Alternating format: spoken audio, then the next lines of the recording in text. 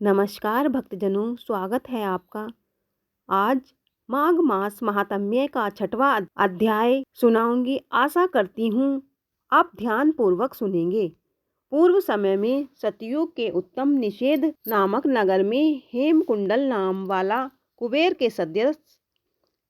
के सदृश धनी वैश्य रहता था, जो कुलीन, अच्छे काम करने वाला, देवता अग्नि और ब्राह्मण की पूजा करने वाला, खेती का काम करता था।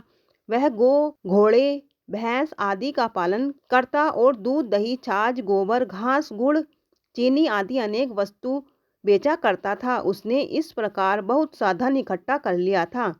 जब वह बूढ़ा हो गया तो मृत्यु को निकट समझकर उसने धर्म के कार्य करने प्रारंभ कर दिए। भगवान विष्णु का मंदिर बनवाया, कुआं, तालाब, बावड़ी, आम, पीपल आदि के वृक्ष तथा सुंदर बाग बगीचे लगवाए।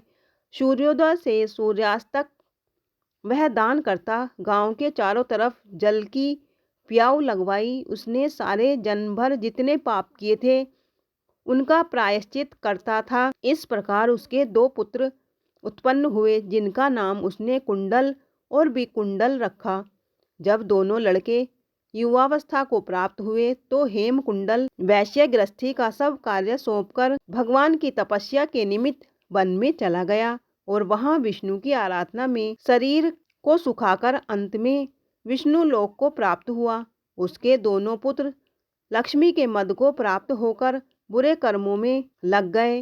वैश्यगामी वीणा और बाजे लेकर वैश्याओं के साथ गाते, हाथी की सवारी करते थे, सुंदर घरों में रहते थे। इस प्रकार ऊपर बोए बीज के सदृश वह अपने धन को बुरे कामों में नष्ट करते थे।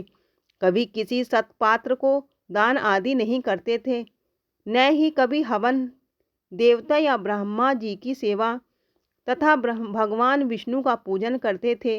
इस प्रकार थोड़े ही दिनों में उनका सब द्रव्य नष्ट हो गया और वह दरिद्रता को प्राप्त होकर अत्यंत दुखी हो गए।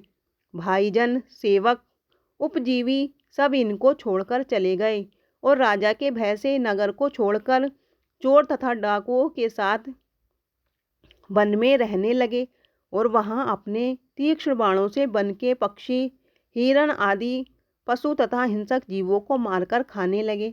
एक समय इनमें से एक पर्वत पर गया, जिसको सिंह मारकर खा गया, और दूसरा वन को गया, जो काले सर्प के डसने से मर गया। तब यमराज के दूत उन दोनों को बांधकर यम के पास लाए और कहने लगे कि महाराज, इन दोनों पापियों के लिए क्या आज्ञा है।